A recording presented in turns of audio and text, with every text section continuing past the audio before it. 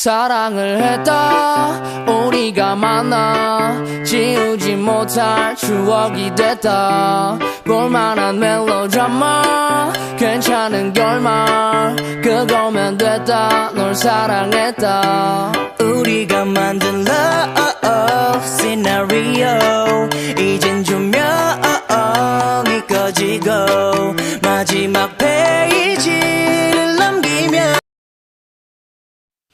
Pengertian saham dan obligasi.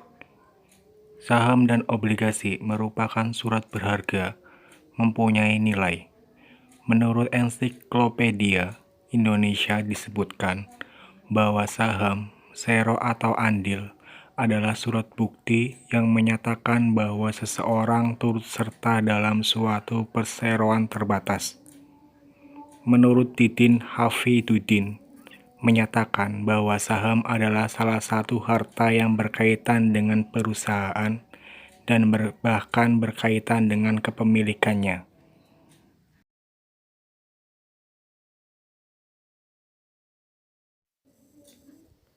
Saham adalah sertifikat yang menunjukkan bukti kepemilikan suatu perusahaan dan pemegang saham memiliki hak klaim atas suatu penghasilan dan aktiva perusahaan. Istilah saham dapat dikaitkan sebagai sertifikat penyertaan modal dari seseorang atau badan hukum terhadap suatu perusahaan. Saham merupakan tanda bukti tertulis bagi para investor terhadap kepemilikan suatu perusahaan yang telah go public. Pemilik saham disebut pesero, yang berarti ia berhak atas sebagian laba yang dihasilkan perusahaan yang dijalankan oleh PT yang bersangkutan. Selain itu, pesero juga berhak berpendapat dalam urusan-urusan yang berhubungan dengan pemimpin perusahaan. Harga saham terpengaruh oleh keadaan politik dan ekonomi suatu negara, pusat perdagangannya, dan keberhasilan perusahaan, dan besar keuntungan saham dipengaruhi oleh situasi internasional seperti perang, damai, dan sebagainya.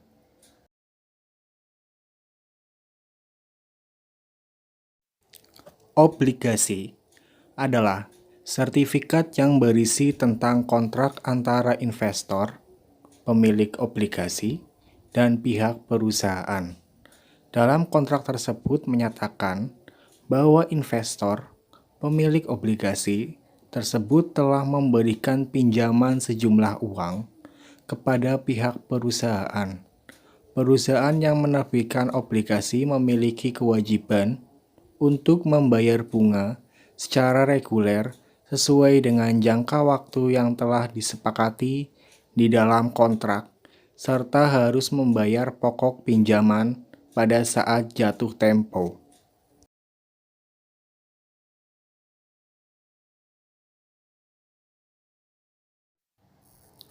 Dengan demikian, pemilik obligasi yang sesungguhnya, pemilik piutang yang ditangguhkan pembayarannya, tetapi harus segera dibayar bila temponya sampai waktu.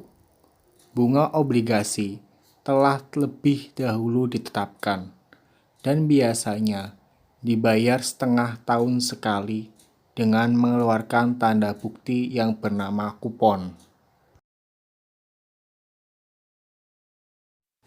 Obligasi tidaklah sama dengan saham, karena obligasi mengandung bunga yang berkategori riba yang dilarang. Sekalipun posisi obligasi demikian, obligasi tetap merupakan kekayaan dari pemiliknya yang sama saja dengan saham.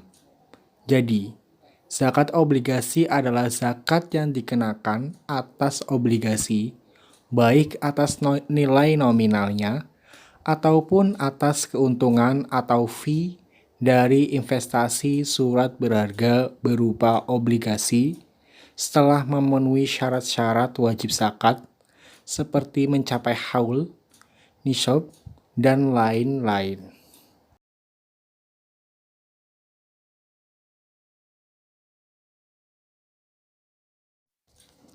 Baik saham maupun obligasi mempunyai harga tertulis, yaitu harga waktu diterbitkan dan harga pasar tergantung kepada pasar surat-surat berharga.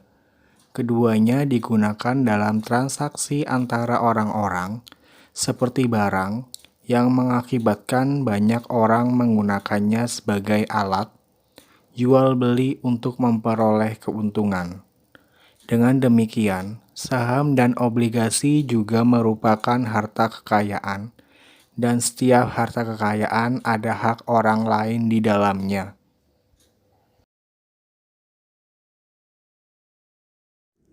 Dalil hukum kewajiban zakat. Yusuf Al-Qaradawi mengemukakan dua pendapat yang berkaitan dengan kewajiban zakat pada saham sebagai berikut. Pertama, jika perusahaan itu merupakan perusahaan industri murni, artinya tidak melakukan kegiatan perdagangan, maka sahamnya tidaklah wajib dizakati. Misalnya perusahaan hotel, biro perjalanan, dan angkutan darat, laut maupun udara. Alasannya adalah saham-saham tersebut terletak pada alat-alat, perlengkapan, gedung-gedung, sarana, dan prasarana lainnya. Akan tetapi, keuntungan yang ada dimasukkan ke dalam harta para pemilik saham tersebut, lalu zakatnya dikeluarkan bersama harta lainnya. Pendapat ini dikemukakan pula oleh Syekh Abdul Rahman Isa.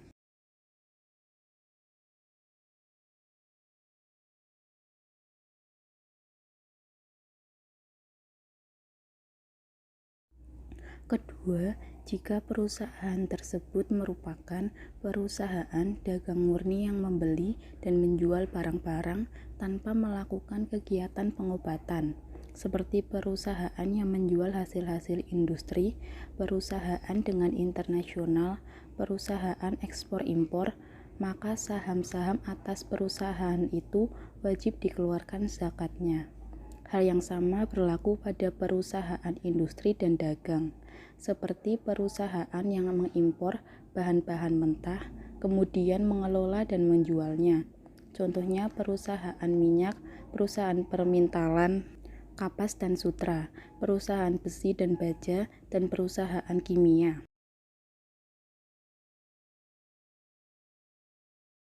Kedua pendapat tersebut tidaklah bertentangan karena keduanya menyatakan bahwa saham dan obligasi itu meskipun dengan pendekatannya berbeda termasuk ke dalam sumber zakat.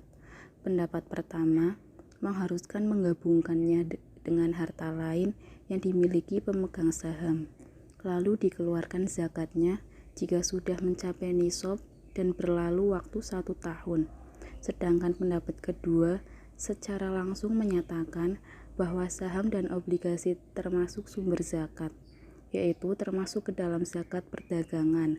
Sejalan dengan itu, Muktamar Internasional pertama tentang zakat di Kuwait 29 Rajab 1404 menetapkan kewajiban zakat terhadap saham dan obligasi. Kewajiban zakat ini akan lebih jelas dan gamblang apabila dikaitkan dengan nas-nas yang bersifat umum, seperti dalam surat At-Taubah ayat 103. خذ من أموالهم صدقة تطهرهم وتزكيهم بها وصل عليهم إن صلاتك سكن لهم Wallahu sami'un alim. Artinya, ambillah zakat dari sebagian harta mereka. Dengan zakat itu, kamu membersihkan dan mensucikan mereka, dan mendoalah untuk mereka. Sesungguhnya doa kamu itu menjadi ketentraman jiwa bagi mereka, dan Allah Maha Mendengar, lagi Maha Mengetahui.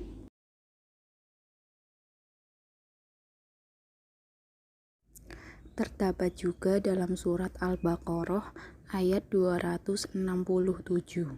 Ya أيها الذين آمنوا أنفقوا من طيبات ما كسبتم ومما أخرجنا لكم من الأرض ولا تيمموا الخبيث منه تنفقون ولستم بآخذيه إلا أن تغمضوا فيه واعلموا أن الله غني حميد. Yang artinya, hai orang-orang yang beriman, nafkahkanlah di jalan Allah sebagian dari hasil usahamu yang baik-baik, dan sebagian dari apa yang kami keluarkan dari bumi untuk kamu. Dan janganlah kamu memilih yang buruk-buruk, lalu kamu menafkahkan daripadanya, padahal kamu sendiri tidak mau mengambilnya, melainkan dengan memincingkan mata terhadapnya. Dan ketahuilah bahwa Allah Maha Kaya lagi Maha Terpuji. Kemudian Rasulullah pun menjelaskan kewajiban berzakat bagi umat Islam di dalam hadisnya dari Ibnu Abbas radhiyallahu an, bahwasanya Nabi Shallallahu alaihi wasallam telah mengutus Mu'adz ke Yaman. Lalu beliau bersabda, ajaklah mereka pada pengakuan bahwa tidak ada Tuhan melainkan Allah dan bahwasanya aku Rasulullah. Jika mereka menaatinya, beritahukan kepada mereka bahwa Allah mewajibkan sholat 5 kali sehari semalam kepada mereka. Jika mereka telah menaati pula terhadap itu, beritahukan pula kepada mereka bahwa Allah telah mewajibkan zakat kepada mereka yang dipungut dari orang-orang kaya mereka dan berikan kepada orang-orang miskin mereka. Hadis riwayat Bukhari dan Muslim.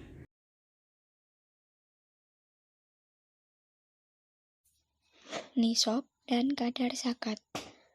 Sebagaimana yang telah diketahui bahwa zakat saham dan obligasi dikeluarkan zakatnya sebagaimana zakat barang dagangan. Oleh karenanya, zakat yang harus dikeluarkan adalah 2,5% dari pokok pertumbuhan atau keuntungan.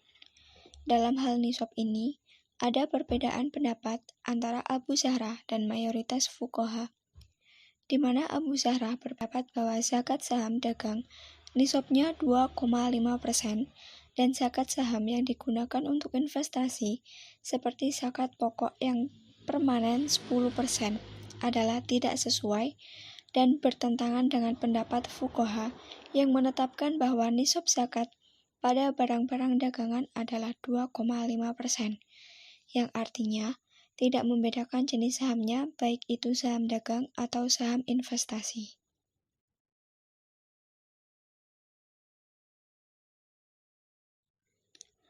Oleh karena itu, pendapat Abu Zahra yang menetapkan nisab zakat saham investasi sebesar 10% tidak sesuai dengan mazhab fikih, karena tidak ada alasan untuk membedakan antara saham dagangan dan saham investasi. Yusuf Al-Qardawi memberikan contoh, jika seseorang memiliki saham senilai 1.000 dinar, kemudian di akhir tahun mendapatkan dividen atau keuntungan sebesar 200 dinar, maka ia harus mengeluarkan zakat sebesar 2,5% dari 1.200 dinar. Dengan ketetapan oleh para mayoritas fuqaha, maka kadar zakat saham adalah 2,5% dari nilai-nilai saham sesuai dengan harga pasar dengan keuntungan yang diambil di setiap tahun.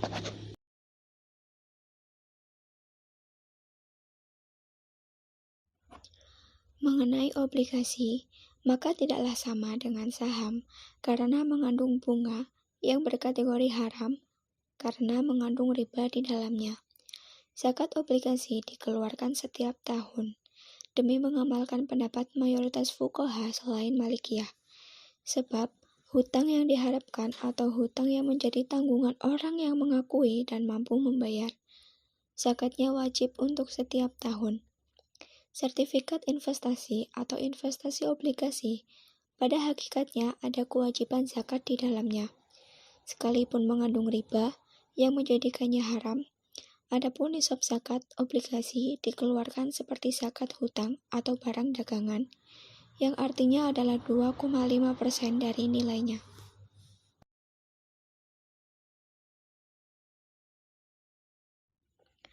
Meskipun ada keharaman dalam transaksi obligasi, tetapi hal tersebut tidak menghalangi adanya kepemilikan sempurna. Maka, zakat obligasi tetap wajib hukumnya. Oleh karena itu, zakat obligasi wajib dikeluarkan apabila sudah berada di tangan pemilik selama 1 tahun atau lebih, dan wajib dikeluarkan zakatnya seperti zakat perdagangan sebesar 2,5%. Demikian zakat saham dan obligasi wajib hukumnya dengan kadar 2,5% atau senilai 85 gram emas dari nilainya. Berikut keuntungannya di akhir tahun atas pemiliknya yang telah genap 1 tahun atau haul setelah ia memilikinya. Atau zakat itu dibayarkan sekali dari penghasilan perusahaan atau income-nya dengan kasar 1/10 dari laba bersih, demi mengkiaskan nisab tanaman dan buah-buahan dengan mempertimbangkan bahwa harta-harta perusahaan berkembang dengan produksi dan sebagainya.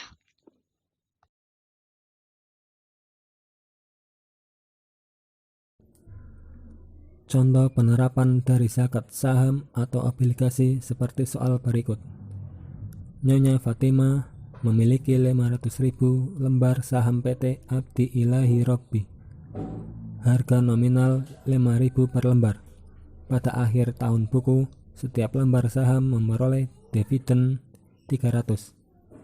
Bagaimana perhitungan zakatnya? Perhitungannya yaitu nilai saham atau book value 500.000 dikali 5.000 sama dengan 2.500.000.000. Dividen 500.000 dikali 300 sama dengan 150 juta. Totalnya yaitu 2.650 juta.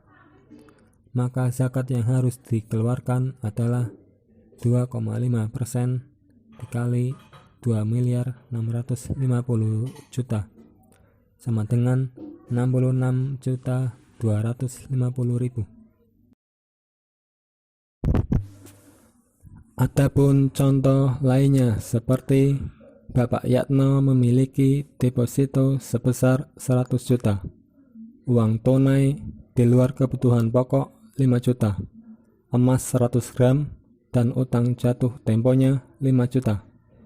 Jika layaknya seseorang memakai perhiasan maksimal 60 gram, maka yang wajib dizakati hanyalah perhiasan yang selebihnya dari 60 gram, yaitu 40 gram.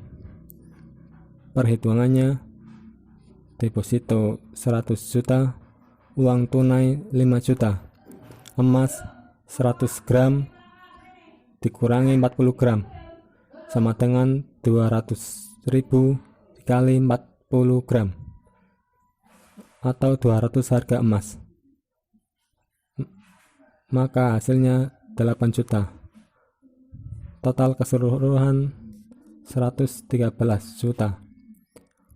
Utang jatuh tempo 5 juta. Saldo 108 juta. Maka zakat yang harus dikeluarkan 2,5% dikali 108 juta sama dengan 2.700.000.